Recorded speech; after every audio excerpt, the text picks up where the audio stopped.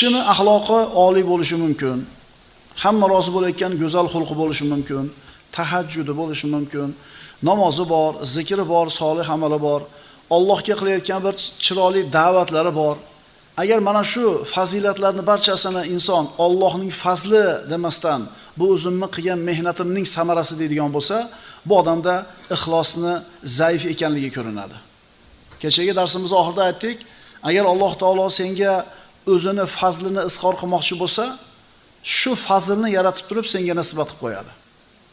Shuning uchun bizda nima xayriyat, nima yaxshilik bo'lsa, buni Allohning fazli deyishimiz kerak bo'ladi.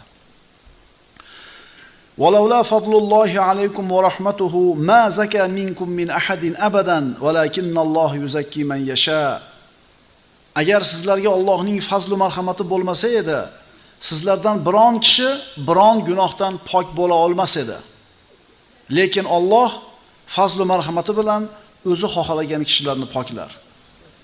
Biz gunohdan istig'for aytayotganimiz o'zi Allohning bizga bergan fazli. Biz qilgan ishimizni gunoh ekanligini bilayotganligimiz ham Allohning fazli. Alloh taologa yolvorib gunohimni kechir deyotganligimiz ham Allohning fazli. Chunki agar Alloh fazl ko'rsatmasa, gunohligini ko'rmaymiz. Qilgan xatoyimizni xato ekanligini ko'rmaymiz. Bor odamlar, nima bo'pti qilsam deydi. O'zim pulimga qilyapman bu ishni deydi. Allohning fazli bo'lganligi uchun biz gunohni gunoh deb bilamiz, savobni savob deb bilamiz. Astagfirullah. Walakinnalloha habbaba ilaykumul iymana va zayyanahu fi qulubikum va karraha ilaykumul kufra wal fusuqa wal isyan ulaika humur rashidun. Mana hozir aytdik. Agar Alloh bizni ko'zimizga gunohni xunuk ekanligini ko'rsatib qo'ymasa, gunohni xunuk narsa ekanligini bilmaymiz. Lekin Alloh sizlarga iymonni suyukli qildi va uni dillaringizga chiroyli qilib ko'rsatdi, hamda sizlarga kufrni va itoatsizlikni hamda isyonni yomon ko'rsatib qo'ydi. Savobli ishlar ko'zimizga chiroyli bo'ldi, Alloh chiroyli qilib ko'rsatgani uchun. Isyon, gunoh, ma'siyat yomon amal ekanligini ko'rdik, Alloh ko'rsatgani uchun. Va illo biz o'zimiz hech ham bu narsani ajrata olmagan bo'lar edik. Alloh azza va jalla bir bandaga bir amal qilishga tavfiq berdi. Shu amalni Alloh qildi. Faqat shu bandani qo'li bilan qildi. Agar shu solih amalni qilgan banda men qildim desa, bu odam albatta adashadi, birodarlar. Masalan, bir odamni ovozi chiroyli, bir odamni surati chiroyli, bir odamni zehni boshqacha zo'r, bir odam tug'ilishidan jismonan baquvvat. Bu odamlarni birontasi shu fazilatlarga ega bo'lishlikka mehnat qilgani yo'q. Alloh shunday hadya qilib berib qo'ydi. Tushunarlimi? Chiroyli bo'lib yaraldingiz. Sizning fazilatingiz emas bu. Alloh chiroyli qilib bir ovozni berdi. Yo bir boyning bolasi bo'lib tug'ildingiz. Siz hech narsa qilganingiz yo'q.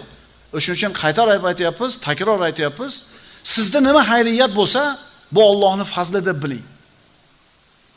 Kishini ixlosini zaiflashtirib tashlaydigan bir kasal bor.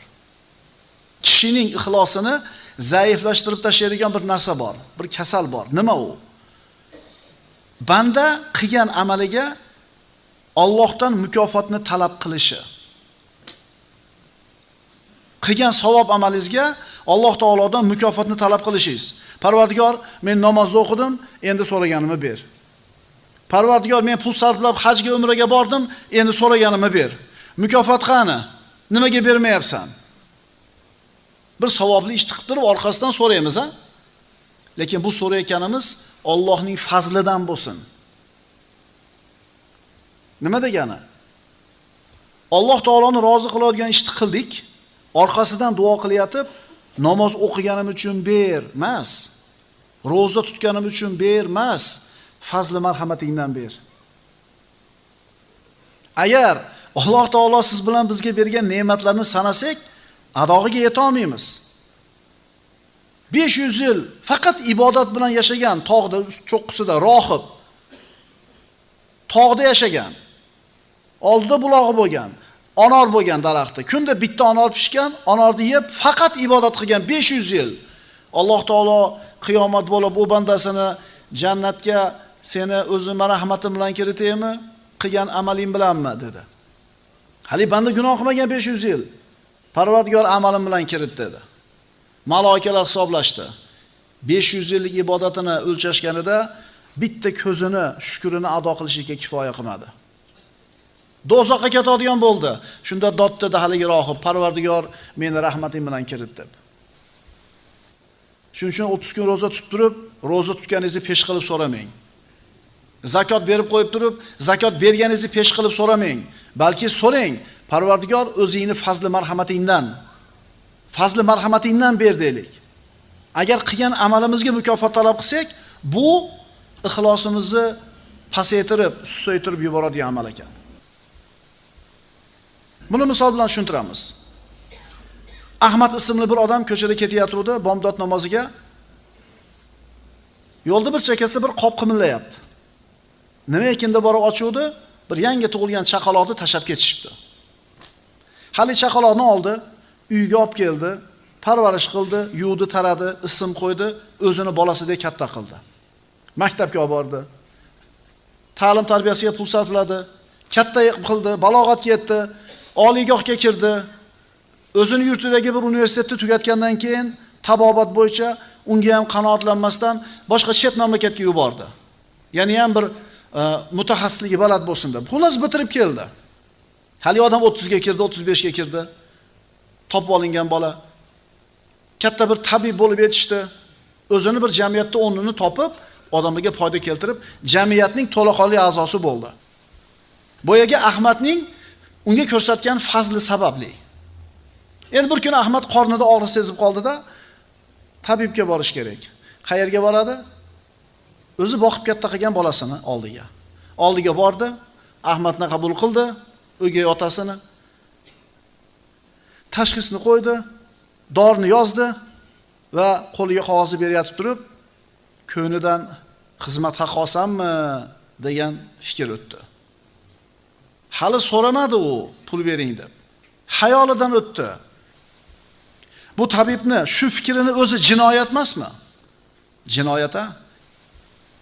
Endi siz bilan bizni yo'qdan bor qilgan, shuncha ne'matlarni bergan, qilgan xatolarimizga bizga baloni yubormasdan avf qilib, hayotimizni farovon kechishligini ta'minlab turgan Parvardigorimizga 2 rakat namoz o'qib qo'yib turib, Parvardigor men 2 rakat namozingni o'qidim, endi menga mana uni ber deyishlik jinoyat emasmi? Kishining ixlosini zaiflashtirib tashlaydigan narsa bor. Bu qilgan savobli amaliga Allohdan mukofotni talab qilishligi. Shuning uchun har safar duoda oxirida bi fazlika va karamika ya akramal akramin deb duo qilamiz. Fazling bilan, karaming bilan, marhamating bilan bergin, ey Parvardigor deb duo qilamiz. Astagfirullah. Hal ata alal insani hinun min ad-dahr lam yakun shay'an madhkura. Alloh taolo inson surasida aytadi. Aniqki insonning ustiga zamondan u tilga olgulik bir narsa bo'lmagan vaqt muddat ham kelgandir. Ya'ni bir zamon bo'lgan, siz bilan biz hech narsa bo'lmaganmiz. Bundan 150 yil burun bittamiz ham yo'q edik. Biz hech narsa emas edik. Tilga olinadigan narsa emas edik. Yo'q edik biz vujudda. Alloh bizni bor qildi. Alloh bizni tirik qildi. Alloh bizni sog' qildi. Alloh bizga iymonni berdi. Alloh taolo siz bilan bizga rizqni berdi. Endi shuncha ne'matni berib turgan Parvardigordan qilib qo'ygan amalimizni pesh qilib turib so'ramaylik. Fazli karamidan bersin. Allohdan so'ra, chunki so'rashning o'zi ibodat. Faqat Allohning fazlidan so'ra. Sen birodar Allohning bandalarining xizmatida turibsan. Sen Allohning qullarining xizmatida turibsan. Sen o'zing Allohning qulisan. Man afzalun nas ya Rasululloh deb so'rashdi. Odamlarning afzali kim yo Rasululloh? Rasululloh javob berdilar: Afzalun nas anfa'uhum lin-nas. Odamlarning eng afzali, eng yaxshisi kim? Odamlarga foydasi tegadigani. Birodar, jamiyatga foydasi tegsin.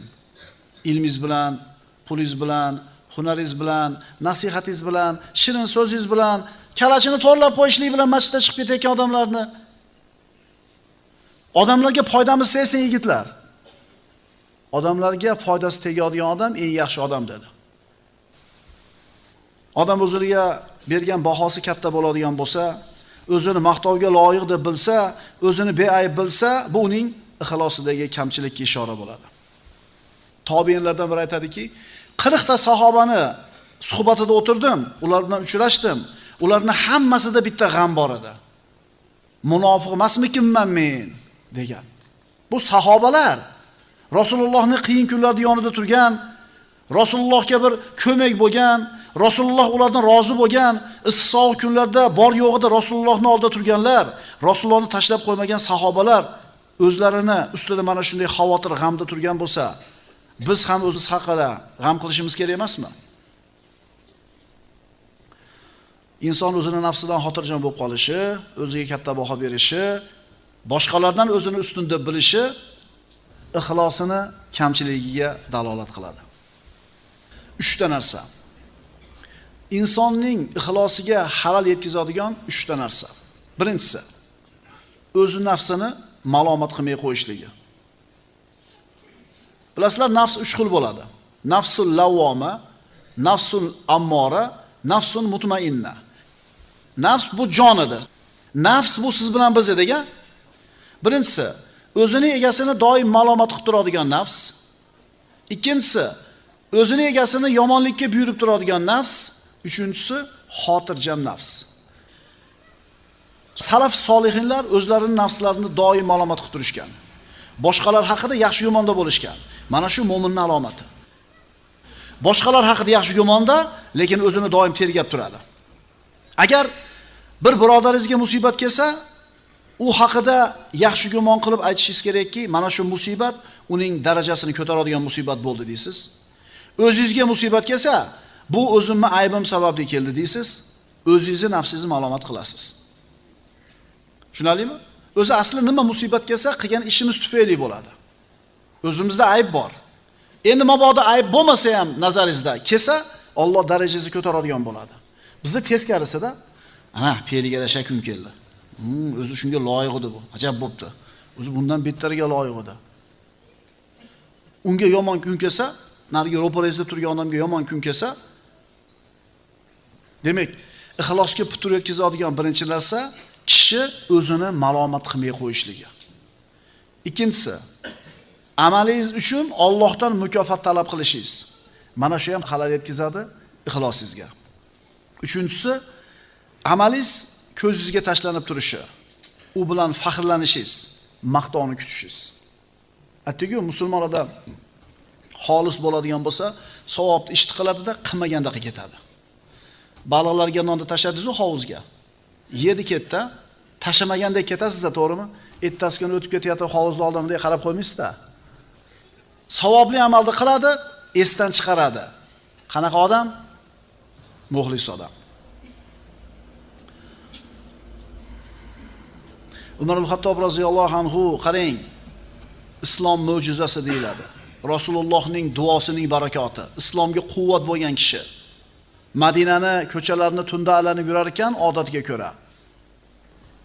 Shaharning bir chekarog'ida bir ayol kishini qo'lida bolasi yig'layotganligini ko'rdi. Chodir tikib o'tiribdi. Borsa, emizili bola yig'layapti, ona emizmayapti. Kelib, emizmaysizmi dedi, ayol parvo qilmadi. Bola yig'layapti. Dod deb yig'layapti.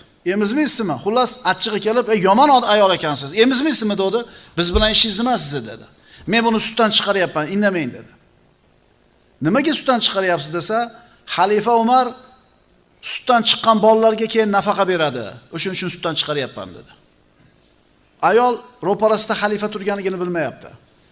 Umar ibn Xattob roziyallohu anhu hushidan ketishga yaqin bo'ldi. Keyin o'ziga o'zi aytdiki, "Ey Xattobning bolasi, senga voy bo'lsin. Musulmonlarning bolalaridan nechtasini o'ldirding?" dedi. Va ayolga ertaga xalifaning huzuriga boring. Men ana shu nafaqani belgilatib beraman dedi. Ana shu kundan boshlab emiziklik bolalarga ham tug'ilgan kundan nafaqa beradigan bo'ldi. Bo'lmasam bu kishi tirikligida jannatiyligini eshitgan edi Rasulullohning tillaridan. 10 ta sahoba ismi aytilganda jannati, ikkinchisi Umar ibn Xattob.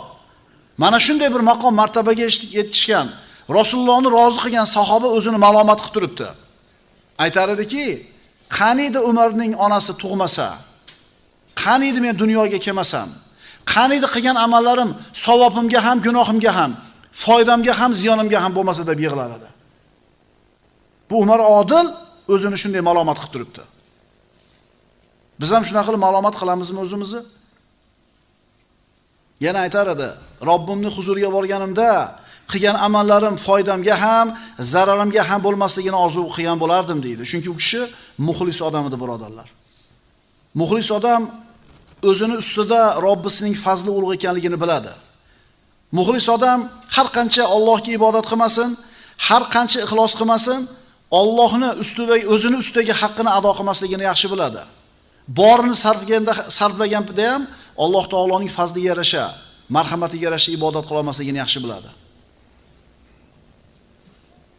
Qilgan amalini Allohga minnat qilgan odam Allohni tanimabdi, ixlos degan ne'matni totmabdi. Qaytarib aytamiz, qilgan amalini Allohga minnat qilgan odam o'zini tanimabdi. Endi o'zini tanimagandan keyin Robbisini ham tanimabdi. Demak, bu odam ixlosning nimaligini totmabdi. Astagfirullah. Yamunnuna alayka an aslamu. Qul la tamunnu alayya islamakum, balillahu yamunnu alaykum an hadakum lil iman in kuntum sodiqin. Arablar kelib, biz sizga iymon keltirdik deb payg'ambarimizga minnat qilishganida, ular sizga musulmon bo'lganlarni minnat qilur. Ayting, sizlar menga musulmon bo'lganlaringizni minnat qilmanglar. Balki agar iymonlaringda sodiq bo'lsangizlar, Alloh sizlarni iymonga hidoyat qilganini minnat qilur. Siz iymon keltirganingiz yo'q, Alloh sizni hidoyat qildi, keyin iymon keltirdingiz. Da'vat qilayotgan banda, Alloh taolo shu bandaga haq so'zni aytishlikka yo'l berdi. Ana shu da'vat qilayotgan banda muxlis bo'lishlik kerak. Aytish kerakki, Parvardigor, o'zingga hamd sano bo'lsin. Menga shu da'vatni qilishga imkon berding. Meni solih bandalardan bo'lishimga izn berding. To'g'ri yo'lga yetaydigan insonlarni menga hamroh qilding. O'zingga hamd sano bo'lsin. Agar shunday desa, bu da'vatchi muxlis bo'ladi. Ixlosning alomati oshkora va maxfiy ishlaringizda bir xil bo'lishingiz.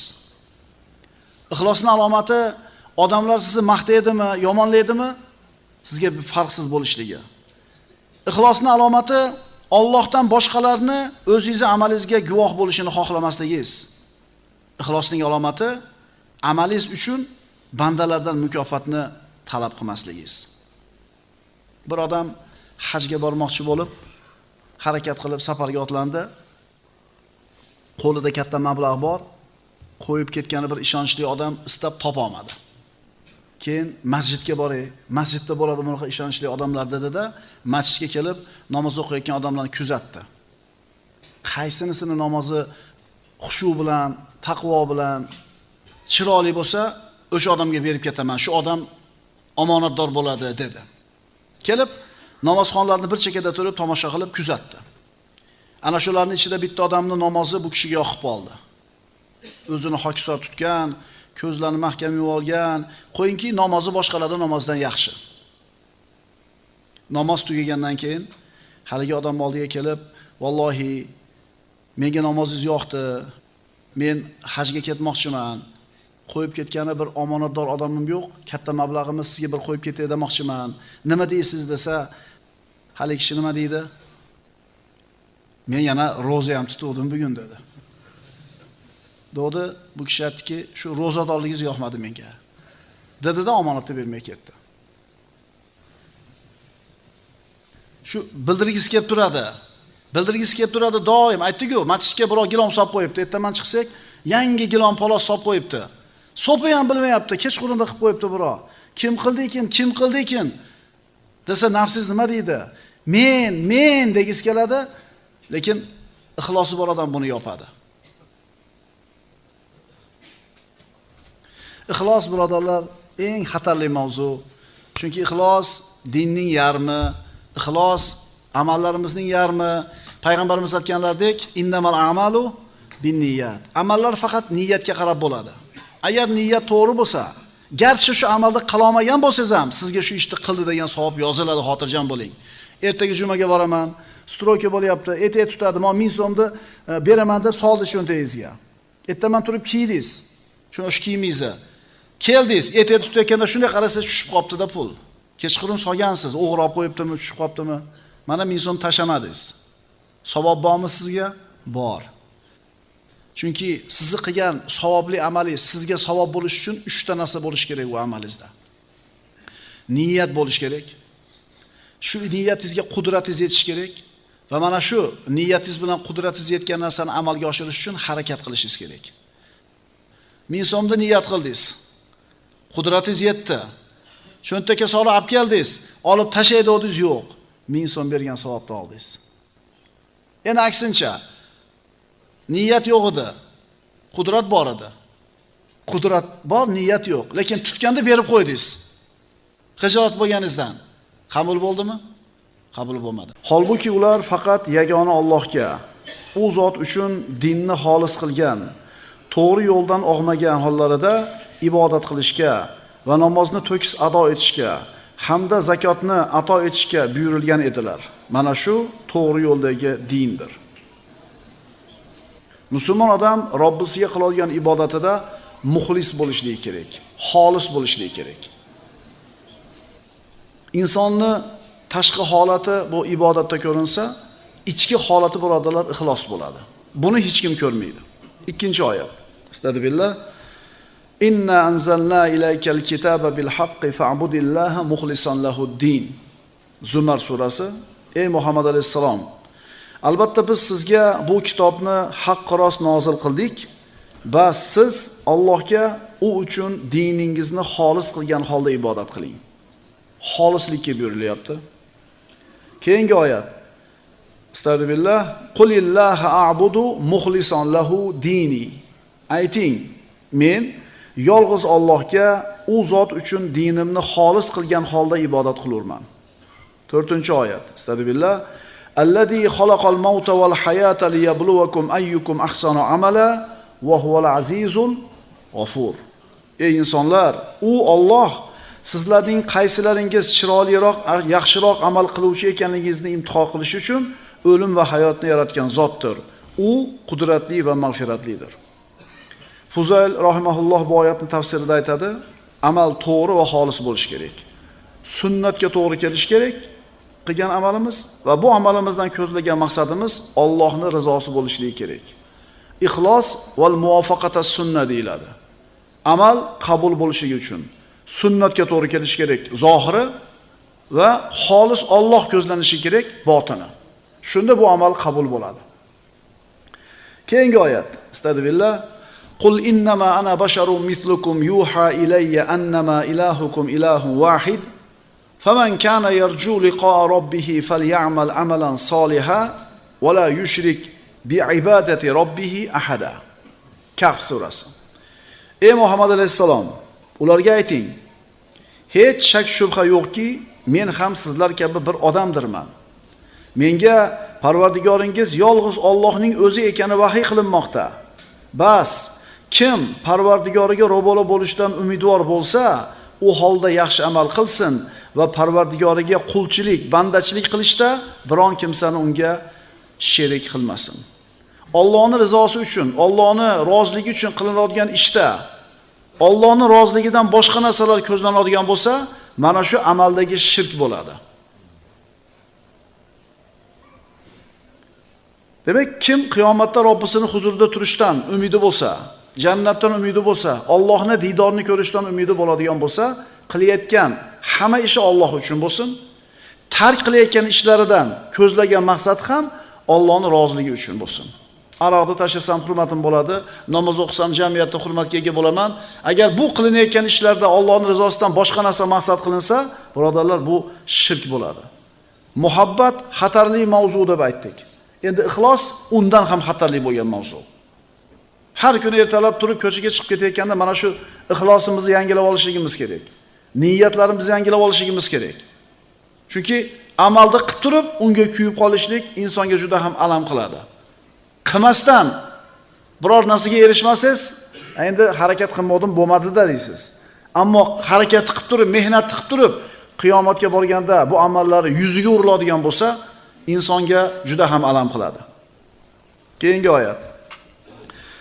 Haqiqiy musulmon bo'lgan holida o'zini Allohga topshirgan va haq yo'ldagi Ibrohimning diniga ergashgan kishining dinidan ham go'zalroq din bormi? Axir Ibrohimni Alloh o'ziga do'st tutgan. Bunga o'xshagan ixlosga buyuradigan oyatlar Qur'onda juda ham ko'p, birodarlar. Ixlos mana shu narsa. Biz Allohning huzurida martabamiz baland bo'lishi uchun, Allohga mahbub bo'lishi uchun ko'p amal qilamiz. Ko'p amal qilishimiz kerak. Ammo payg'ambarimiz ushbu hadisiga quloq tutaylik-da.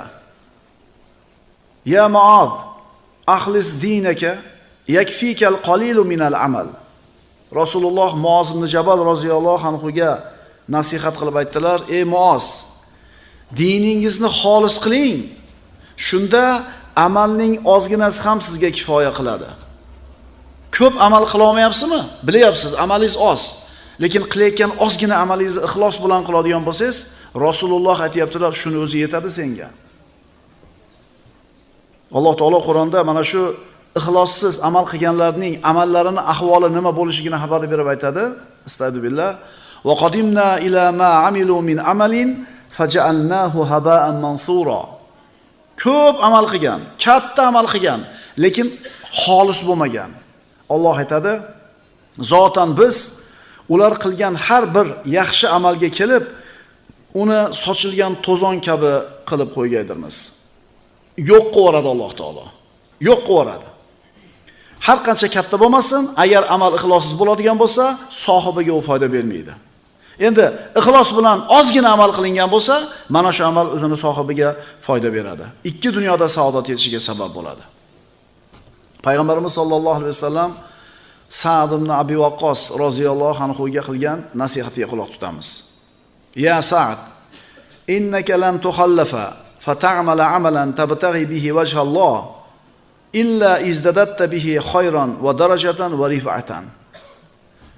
Ey Sa'd, albatta xilof qilmasdan bir amalni Allohning yuzi uchun qilar ekansiz. Albatta ana shu amal bilan yaxshilik, daraja va martaba jihatdan ziyoda bo'lasiz. Buxoriy va Muslimdan.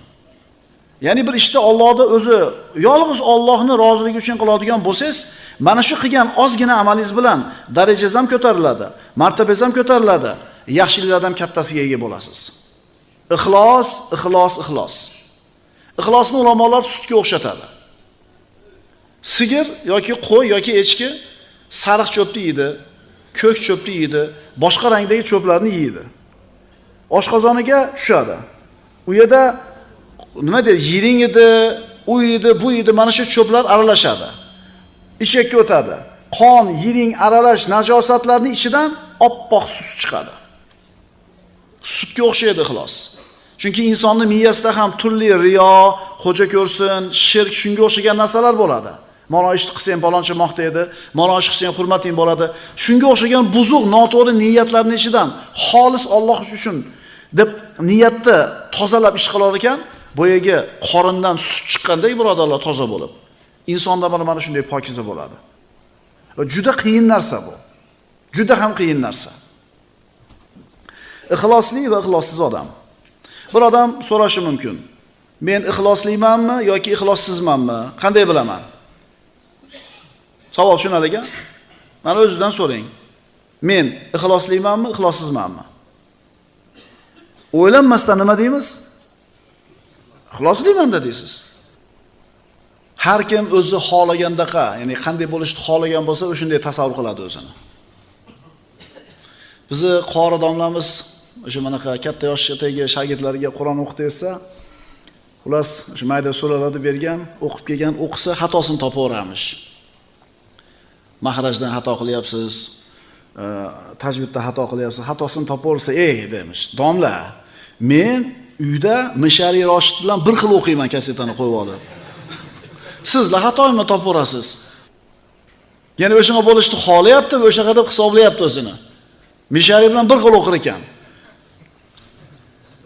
Mana endi hamma o'zini Mishari ibn Roshid al-Ifasi deb his qilgandek, hamma o'zini muxlisman deb o'ylaydi, xolisman deb o'ylaydi. Mana ulamolar bir qancha bir belgilarini aytishgan ekan. Agar shu belgilar sizda bo'lsa, demak ixlosli odamsiz. Odamlarni maqtashi va yomonlashi sizga barobar bo'lsa, Demak, ixlosli ekansiz. Savobli ishni qildingiz, birov bilmadi, birov maqtamadi. Maqtasa ham, maqtamasa ham baribir qilaverasizmi? Demak, ixloslisiz. Ma'qulmi? Yana bir belgisi, riyodan uzoq bo'lsangiz. Ya'ni odamlar ko'rib qolishini xohlamasangiz. Haqiqiy muxlis banda o'zining ayblarini qanday yashirsa, o'zining fazilatlarini, savobli ishlarini ham shunday yashiradi. Qaytarib aytaman. Siz o'zingizni ayb kamchiliklaringizni yashirgandek, savobli, chiroyli bir fazilatli amallaringizni ham odamlarga ko'z-ko'z qilishdan yashirayotgan bo'lsangiz, demak, ixlosli ekansiz. Inson o'zini ichida, nafsida bo'lib turgan narsani yaxshi bilib turadi. Alloh taolo uni shunday qilib yaratgan. Ya'ni o'zini aynayotganini ham, tuzalayotganligini ham his qilib turadi. Ixlosni, ya'ni kishi ixlosli ekanini yoki riyo qilayotganini ham o'zi biladi. Omonatdorligini ham, xiyonatkorligini ham biladi. Bu bashariy nafsning sirlaridan. Agar amaling Alloh uchun bo'lsa, xolis bo'lsa, musulmonlarning rahbarlariga nasihatgo'y bo'lsang, musulmonlar jamoatini o'zingga lozim tutsang, qalbingda biron kimsaga nisbatan adovat bo'lmaydi. Qaranglar-da. Musulmonlarning rahbarlariga nasihatgo'y bo'lsang, musulmonlarni jamoatini o'zingga lozim tutsang, haq yo'lda bo'lsang, musulmonlarga nisbatan qalbingda adovat bo'lmasligi kerak bo'ladi. Payg'ambarimiz sollallohu alayhi vasallamni mana bir qancha hadislarni o'qiymiz. U siz bilan bizga miqyos o'lchovlarni belgilab beradigan hadislar. Bariya minal kibri man hamala hajatahu bi yadihi. O'zingizni xizmatingizni qo'lingiz bilan qilib yurgan bo'lsangiz, demak siz kibrdan omonda ekansiz. Ya'ni kiyimini o'zi yamog'ini tikayotgan bo'lsa, mashinasini o'zi yuvayotgan bo'lsa, oyoq kiyimini o'zi boylayotgan bo'lsa. Ikkinchi hadis. Bariya minal nifaqi man akthara min zikrillah. Kim Allohning zikrini ko'p aytgan bo'lsa, nifoqdan omonda ekan. Nifoqdan, munofiqlikdan omonda bo'ladi kim? Allohning zikrini ko'p qilgan inson. Chunki o'tgan darsimizda aytdik-ku, "Vala yadhkurunalloha illa qalila." Munofiqlar Allohni aldamoqchi bo'ladi. Namozga tursa yalqonlik bilan turadi. Odamlarga riyo qiladi va Allohni ko'p eslamaydi. Allohning zikrida ko'p bo'lgan odam nifoqdan omonda bo'ladi. Va bariya minash-shuhi man adda zakata malihi. Nifoqdan omonda bo'ladi kim? O'zining molini, zakotini ado qilgan odam, zakot bergan odam. Mana shu zakot ham ixlosga tegishli bir amalda, ajoyib. Necha pulingiz borligini o'zi bilasiz. Hech kim bilmaydi necha pulingiz borligini. Va undan necha pul zakot chiqqanligini ham hech kim bilmaydi. Roza ixlos amali bo'lganidek, birodarlar, hech kim ko'rmagan joyda ham rozador bo'lasiz. Zakot ham mana shu ixlosingizga dalolat qiladigan amallardan. Keyingi hadis: "Va bariya minal ghilli man akhlasa fil amali va nasaha walatal amr va lazima jama'atal muslimin." Musulmonni adovatdan, g'illag'ashlikdan qalbi pok bo'ladi. Qachon? Qachonki amalda ixlosli bo'lsa, boshliqlarga nasihatgo'y bo'lsa va musulmonlarning jamoasini o'ziga lozim tutsa. Ahli sunna val jamoada bo'lsa. Ahli sunna val jamoa kim desa, sunnatni mahkam ushlagan musulmonlarning katta qismi. Sunnat yo'lini ushlagan musulmonlarning katta qismi ahli sunna val jamoa. Mana endi musulmonlar ahli sunna val jamoa haq ekanligini dalili bormi? Bor. Payg'ambarimiz sollallohu alayhi vasallam aytganlar: "La tajtamiu ummati ala xato" yoki "La tajtamiu ummati ala dalala."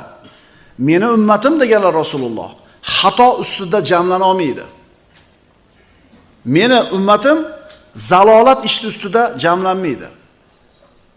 Bu ahli sunna val jamoa degan musulmonlarning katta jamoasi ikkita aqida va to'rala mazhabdan bittasini ushlab kelgan, shu bilan ahli sunna bo'lgan. Ummatning katta qismi mana shu ikkita narsada jamlanyaptimi? Ikkala aqidada, to'rtta mazhabda. Demak, shu to'g'ri ekanligi bu hadis dalil bo'ladi. Chunki zalolat bo'lsa, ummatning katta qismi uni ustida jamlana olmaydi. La tajtami ummati ala dalala. Mening ummatim deyapti Rasululloh, zalolatning ustida, xato ish ustida jamlana olmaydi deyapti. Bu ummat ahli sunna val jamoa. Maturidi, Ash'ari aqidasi to'rala mazhabning ustida boshi bir bo'lib kelyapti. Shuning uchun biz ikkilanmaymiz o'zimizni tutgan yo'limiz, aqidamiz, mazhabimizda. Ma'qulmi? Biz ahli sunna val jamoamiz. Payg'ambarimiz sollallohu alayhi vasallamdan bir kishi kelib so'radi: "Ya Rasululloh, mal qitalu fi sabilillah?" Ya Rasululloh, Allohning yo'lidagi jang, qitol qanday bo'ladi? Fa inna ahadana yuqatilu g'azaban. Oramizda ayrim odamlar g'azablanib urishadi. Va yuqatilu hamiyatan. Yana ba'zilar hamiya jihatidan urushadi. Millatchilik qilib, qabilachilik qilib, urug'chilik qilib. Farafa ilayhi rasahu faqal va ma rafa ilayhi rasahu illa annahu kana qoiman. Payg'ambarimiz ko'tarib turib boshini, endi tika turgan edi bu odam, unga qarab aytdilarki: "Man qatala litakuna kalimatullohi hiyal ulya fa huwa fi sabilillahi azza va jalla." Bir odam achchig'i kelib g'azablanib urushyapti. Bir odam urug'chilik qilib, millatchilik qilib, qabilachilik qilib urushyapti. Rasululloh aytibdilar: "Kim Allohning kalimasi oliy bo'lishi uchun jang qilayotgan bo'lsa, bas shu Allohning yo'lida ekan." Ixlos juda ham xatarli mavzu. Payg'ambarimizning hadisini eslaymiz. Qiyomat kunida hisob-kitob boshlanganda taroziga birinchi bo'lib 3 ta odam olib kelinar edi. Olim, boy, shahid. Dunyodagi eng qiyin ishlar. Olim umrini ilm yo'liga sarflagan, ilm o'qigan, umrini oxirigacha ilm o'qitgan. Alloh taolo tarozining oldiga olib keladi. Unga ne'matlarini eslatadi. Banda ne'matlarni eslaydi. Alloh taolo aytadi: "Nima qilding mana shu ne'matlarim ustida?" Bu olim banda aytadi: "Parvardigor, seni roziliging uchun ilm o'qidim, seni roziliging uchun ilm o'qitdim" deydi. Haqiqatan qilgan shu ishni. Ammo niyatini Alloh taolo biladi. Yolg'on gapirding deydi. Sen olim degan nom uchun qilding, hurmat, e'tibor uchun qilding. Niyating shu edi. Odamlar seni olim dedi, hurmat qildi, maqom martabaga ko'tardi. Mukofotingni olding, sur buni jahannamga deydi. Yuzi bilan yerga ishqalab sudrab olib borib jahannamga tashlanadi. Akalar, bitta qunut duosini yodlab olishimiz qanchalar qiyin. 4 ta surani yodlab olishimiz qanchalar qiyin. Endi o'rgangan narsamizni birovga o'rgatishlik undan ham qiyin. Qiyin amalda qildi, ammo niyati noto'g'ri bo'ldi, jahannamga ketdi.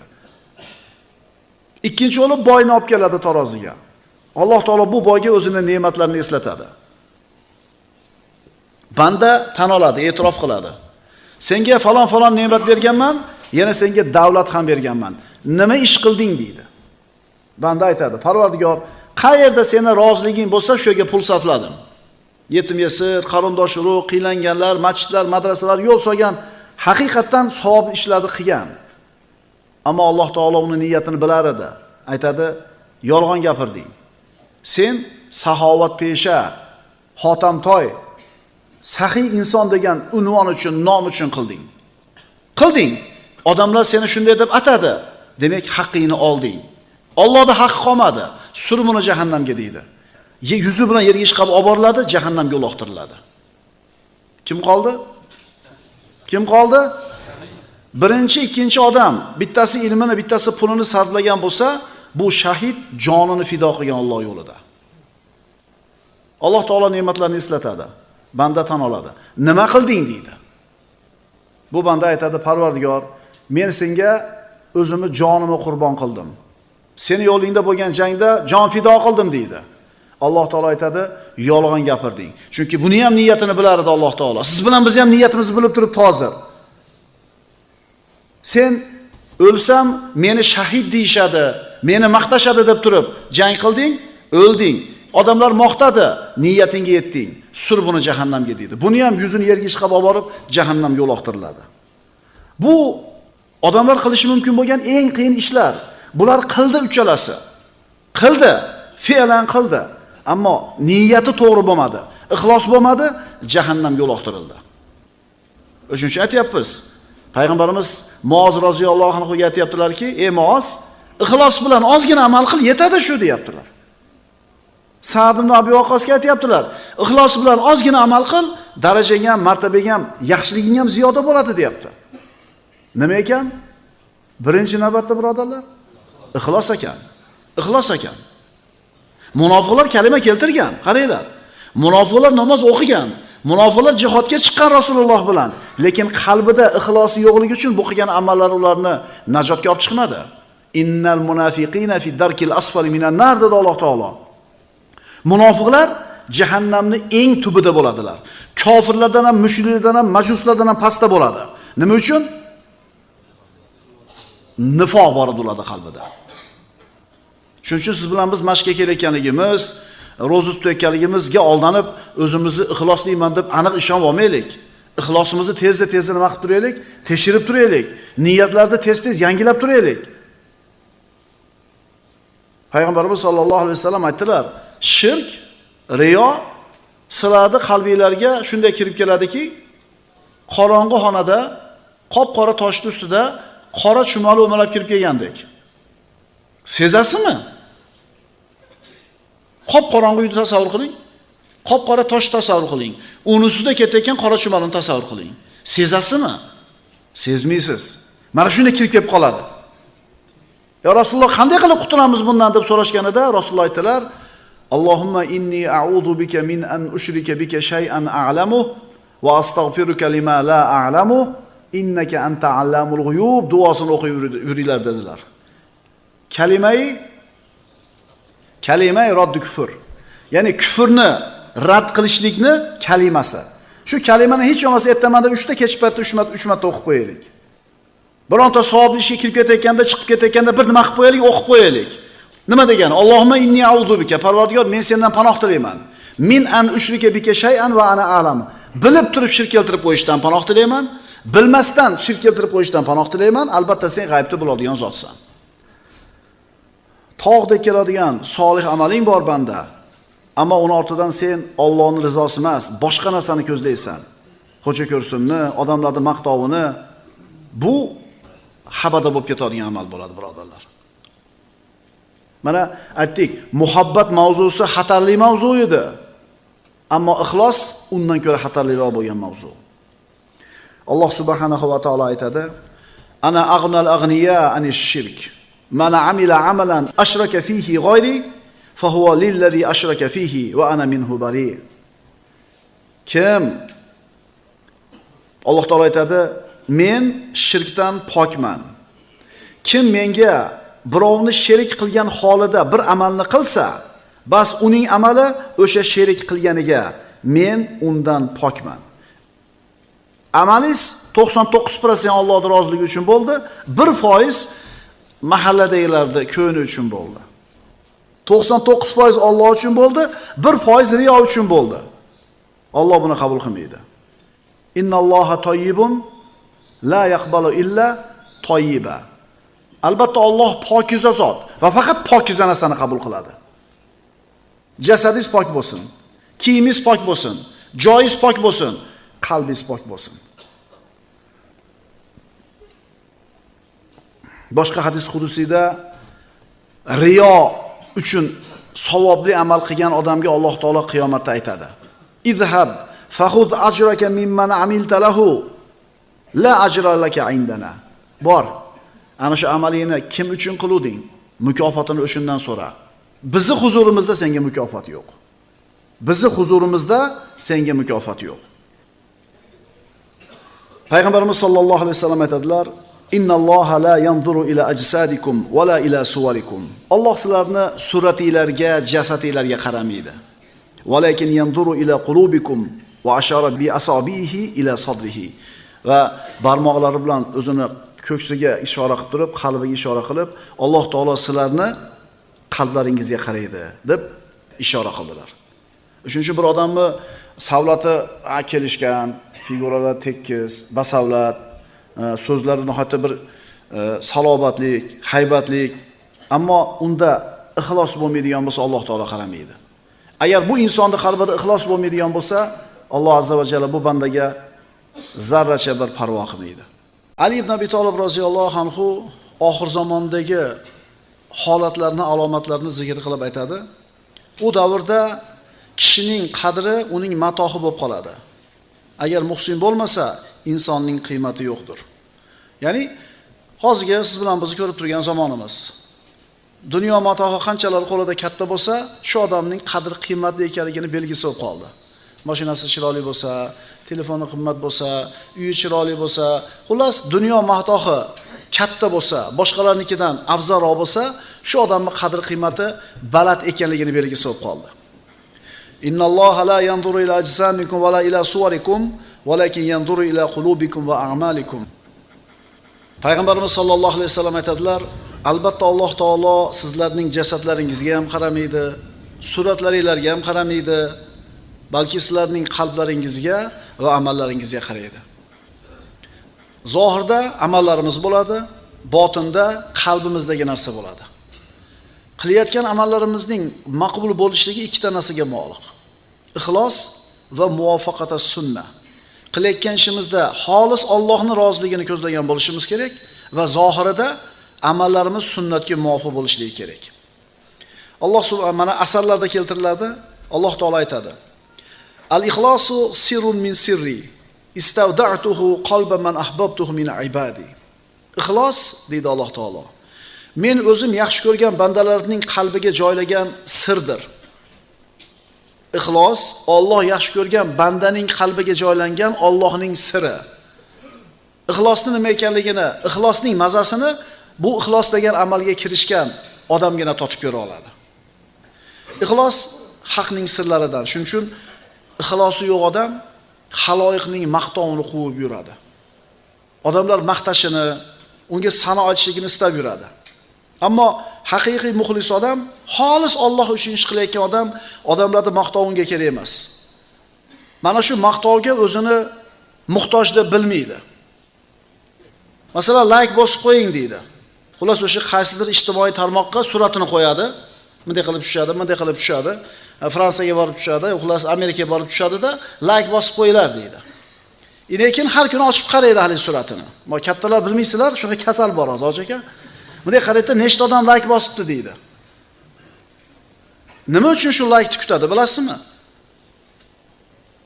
Insonni ichida boshqalar unga diqqat e'tibor qilishliklariga bo'lgan ehtiyoj bor. Ana shu like'ni bossa, demak 300 ta like bo'pti, 300 ta odamga yoqibman deydi-da, o'zini qadrli his qiladi. Qadr qiymatim bor ekan deydi. Endi hali bosa ekanga nima rezon?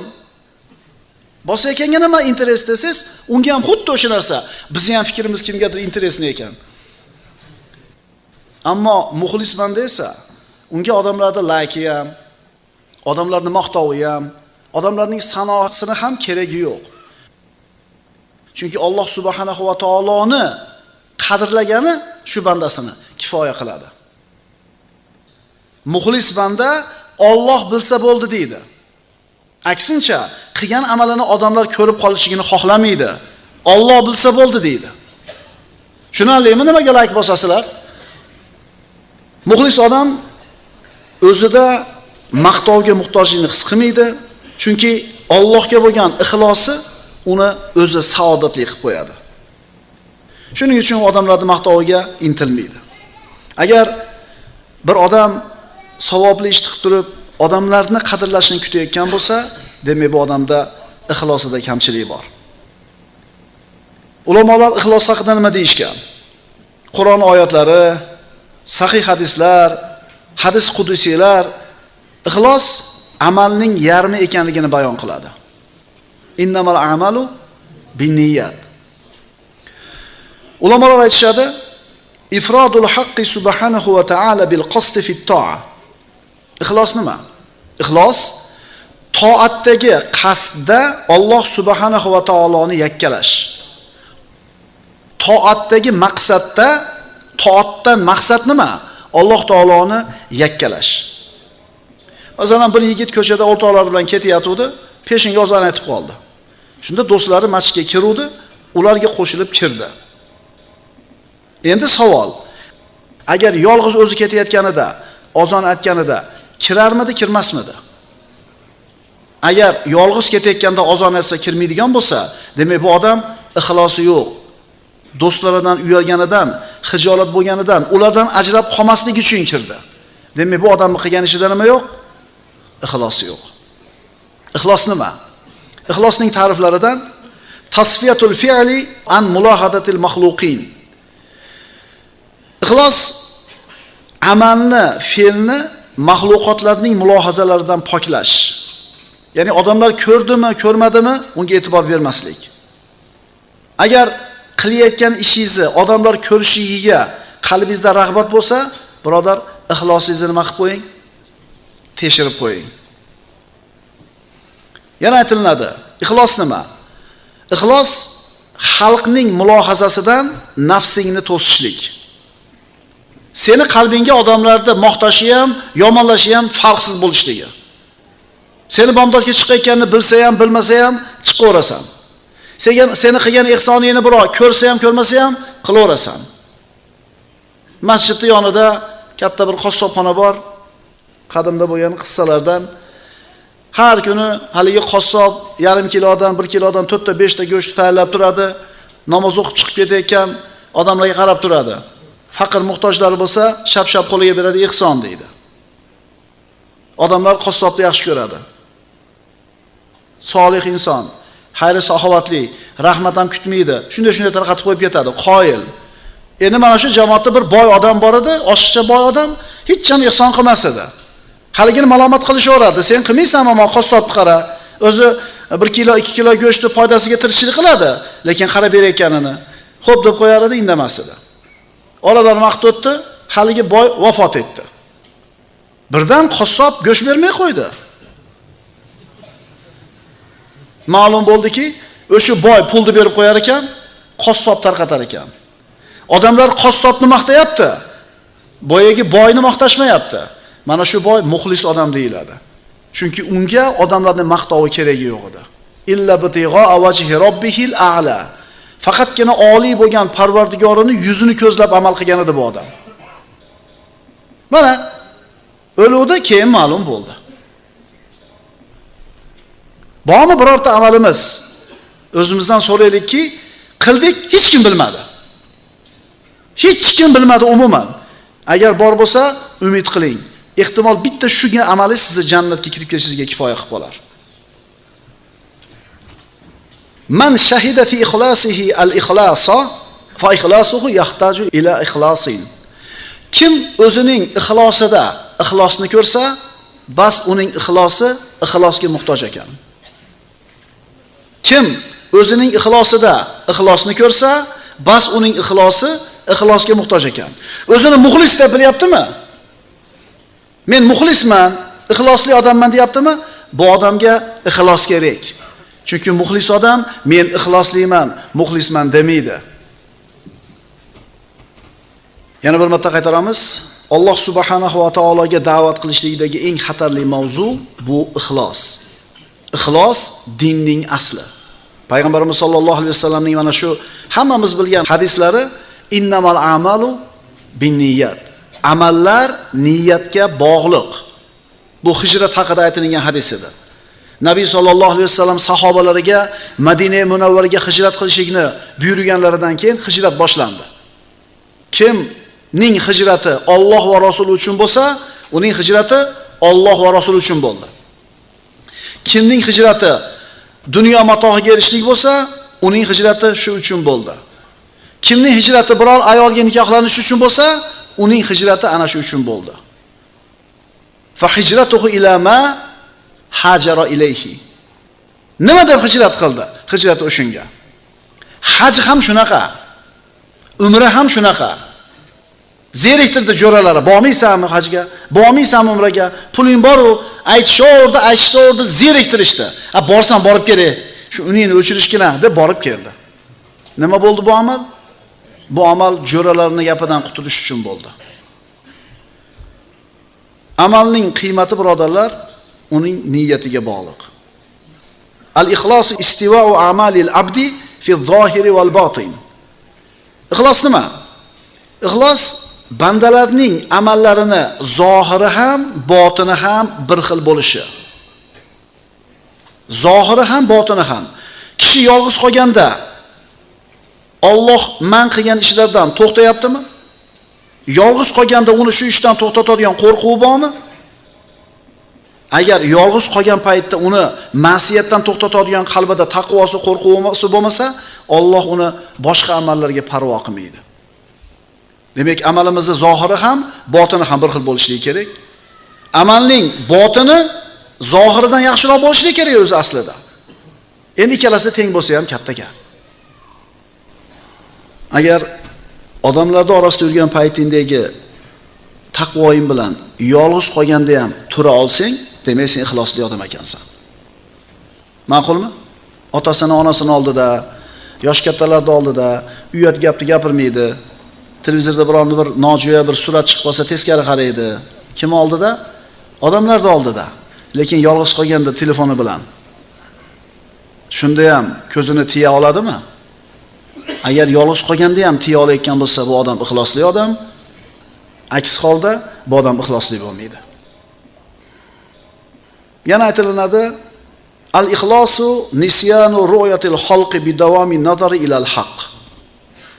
Haqqa nazar solishda davomiy bo'lib, xalqning qarashini unutishlik. Allohning o'zi bilan ovora bo'lgan odam, odamlar unga nima deyishligini qizig'i yo'q unga. Sahl Tustaridan so'raldi: nafs uchun eng og'ir narsa nima? U javob berdi: nafs uchun eng og'ir narsa bu ixlos. Chunki ixlosda nafs uchun bironta ulush yo'q. Unda shahvat yo'q. Ixlos uni sindirib, tekshirib turadi. Ixlos nafs uchun yuk.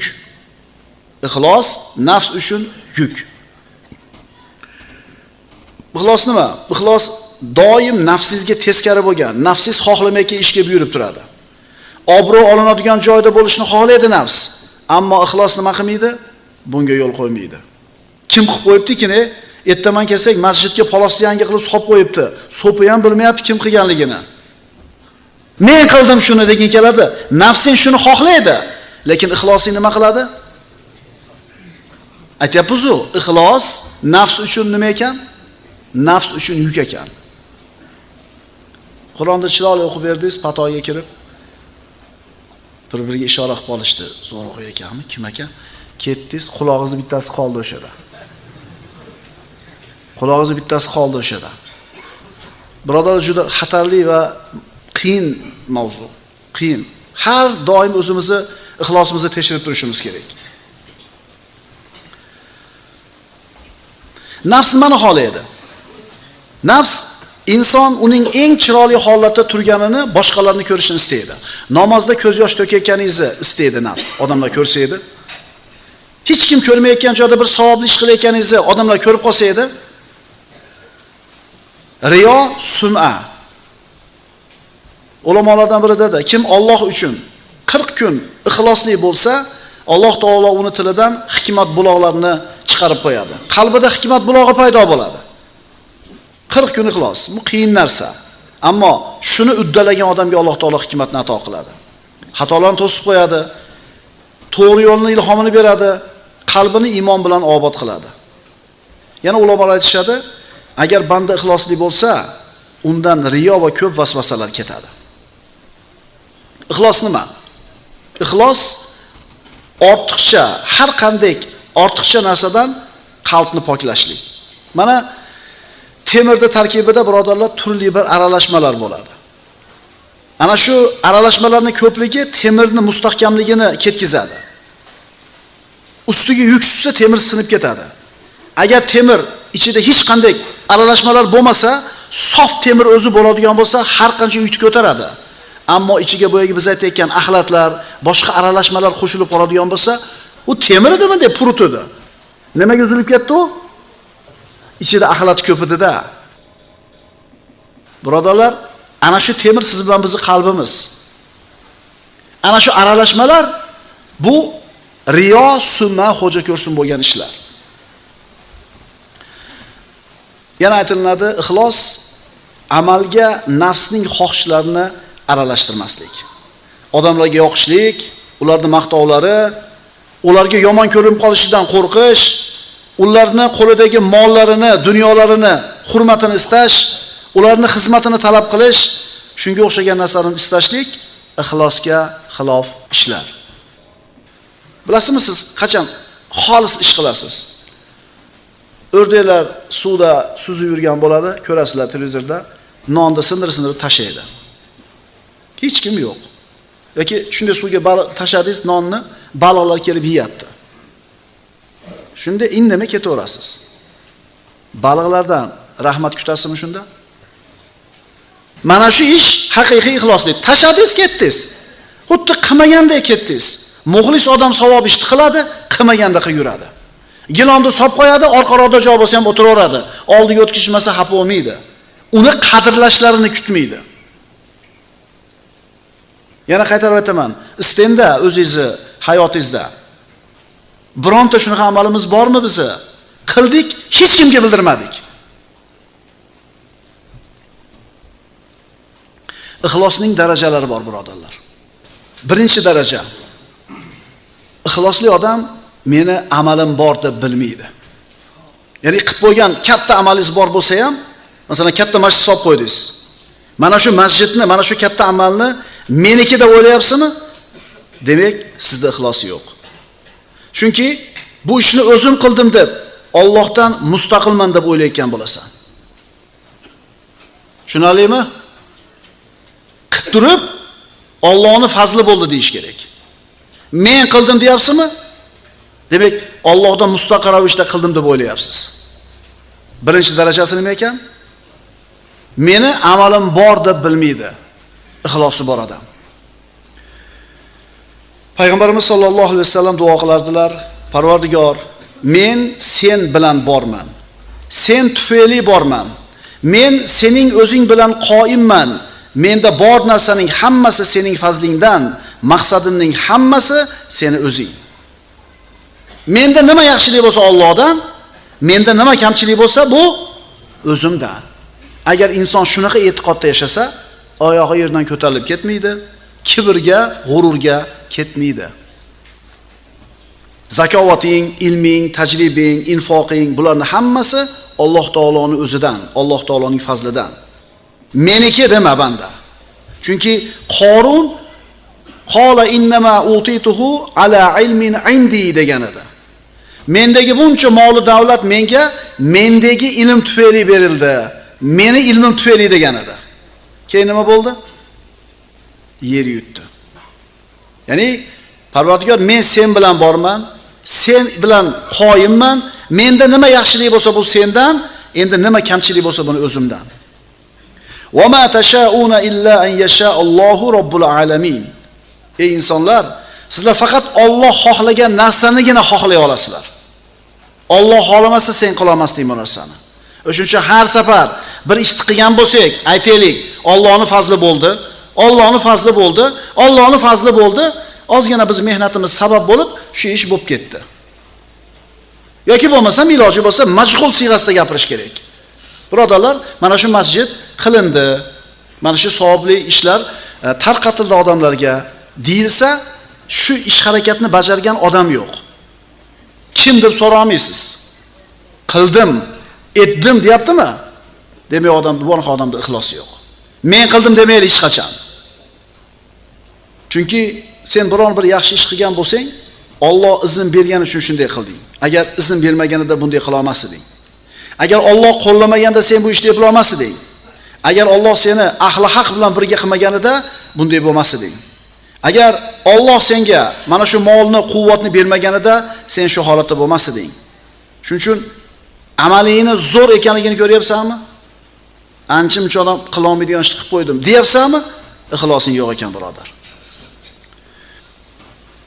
Iza arada robbuka izhara fadlihi alayka xalaqal fadla va nasabahu ilayka.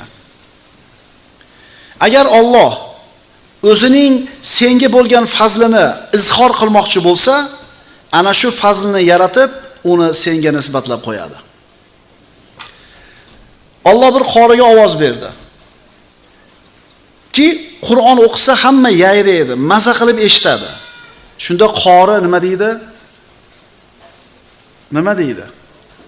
O'zi Qur'onni mehnat qilib yodladim, ovozim ustida qattiq ishladim, sovuq suv ichmadim, tuxum yutib yuruvdim deb o'ziga nisbat qilsa pishdi. Endi Alloh taolo bir qoriga chiroyli ovozni bergan bo'lsa, demak shu bandaga o'zining fazilatini ko'rsatmoqchi bo'libdi, shu ovozni yaratib turib berib qo'yibdi. Tushuntira oladimmi? Bugungi asosiy olishimiz kerak bo'lgan narsa shu. Agar Alloh seni erkalatmoqchi bo'lsa, shu bir fazilat yaratib turib, "Ma banda senga" deb qo'yadi. Mana shu Allohning fazli bo'ladi. Shuning uchun aytayapmiz, Allohning fazli bo'ldi, Allohning fazli bo'ldi, Allohning fazli bo'ldi, keyin mana shu ish chiroyli bo'ldi. Alloh taolo sizga fazilat ko'rsatishni xohlagan bo'lsa, sizni erkalatishni xohlagan bo'lsa, boylikni yaratdi, "Ma banda senga" dedi. O'zi sen loyiq emas eding bu boylikka. Tushunarlimi? Agar Alloh o'zining senga bo'lgan fazlini izhor qilmoqchi bo'lsa, ana shu fazlni yaratib, uni senga nisbatlab qo'yadi. Men mehnat qildim, shuning uchun Alloh haqqimni berdi deyish haqqimiz yo'q. Men shunga loyiq mehnat qildim, men shu kungacha sabr qildim, men shuncha mehnatni ko'tardim, shuning uchun Alloh berdi. Ya'ni men shunga loyiq edim deb bo'lmaydi. Chunki sendan ko'ra ko'proq mehnat qilayotganga Alloh bermayapti. Bu nimaga o'xshaydi? Ishchi 10 ming so'mlik ishni qildi, dogovor qildi. Ishi 10 ming so'mga dogovor qilindi, 10 ming so'mlik ish uyning egasi boyaga ishchiga 10 mingni beradi-da. Bu uni haqqi. Keyin 5 ming qo'shib qo'yadi, "Mehmon sizga" deydi. Mana shu fazl deyiladi. Sening ishing 10 minglik olib olding, lekin mendan nima? Fazl bu siz loyiq emassiz unga. Alloh taolaning sizga bergan hadiyasi. "Ma bo'pti banda senga" degan. Agar Alloh bir bandasiga o'zining fazlini izhor qilmoqchi bo'lsa, shu fazlni yaratib turib, shu bandaga nisbat qilib qo'yadi. Shuning uchun sizda nima fazilat bor? Qarang, boshqalarda yo'q bir narsa bor sizda. Pulingiz bor, ilmingiz bor, chiroyingiz bor, quvvatingiz bor, chiroyli ovozingiz bor, qandaydir odamlar bilan go'zal muomalangiz bor. Nima bor sizda? Yaxshilik. Aytingki, bu Allohning menga bergan hadiyasi, Allohning menga bergan fazli. Bizda nima yaxshilik bo'lsa Allohning fazli. O'shuning uchun doim hokisor yurishimiz kerak. Payg'ambarimiz sollallohu alayhi vasallam Makka mukarramani fath qilganlarida 13 yil Makkada mushriklar tomonidan aziyat ko'rdilar. Hijrat qilganidan keyin 8-yil Makkani fath qildilar. 21 yil mehnat, mashaqqatni, qiyinchilikni, ochlikni, xorlikni ko'rib, toshbo'ron bo'lgan. Rasululloh Toifdan qaytayotib, namoz o'qiyotganda isha chavola tashlab qo'yishgan. Rasulullohning yuziga tupurishgan. Rasululloh qorni ochligidan Xandaqda ikkitadan toshni baylab yurgan zot 21 yillik mehnat qilib Makkani Alloh taolo fath qilib berganida g'olib, muzaffar qo'mondonda mashinada to'shini ko'tarib kelmadilar. Balki shunday bir hokisorlik bilan engishib, tuyasini o'rkachiga soqoli tegadigan darajada engishib, hokisorlik bilan kirib keldi. Biz mehnatimizga yarasha mukofotni oldik demayapti. Mana biz kimdan o'rganishimiz kerak?